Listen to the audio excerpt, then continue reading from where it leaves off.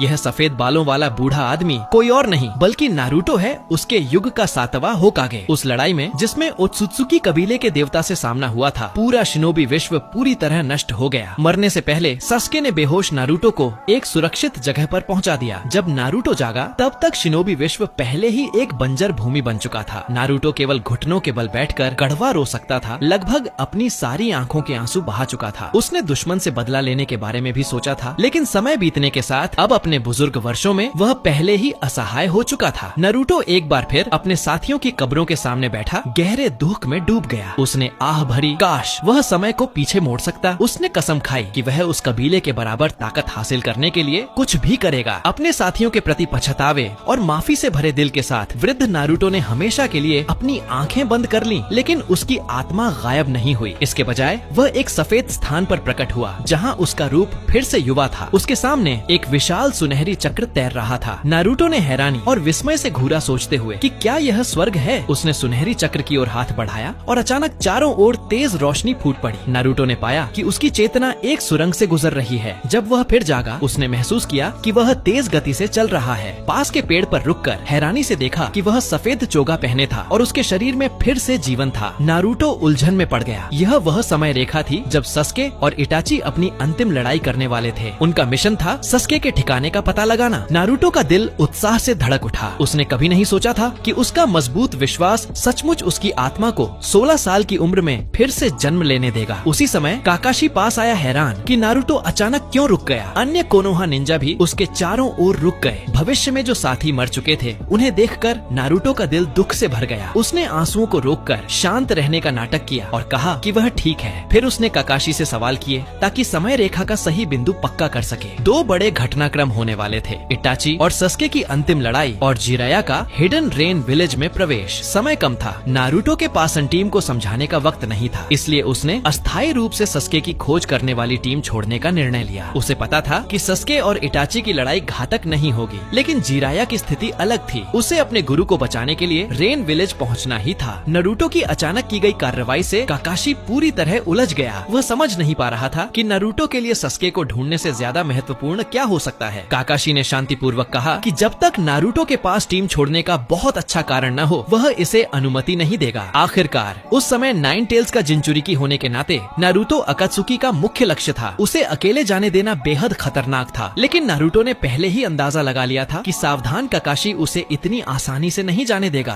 बातचीत के दौरान उसने गुप्त रूप से नेचुरल एनर्जी अवशोषित करना शुरू कर दिया। अब जब वह पुनर्जन्म ले चुका था, कई जुत्सु पहले से ही उसकी स्मृति में गहराई से अंकित थे, तो उन्हें फिर से अभ्यास करने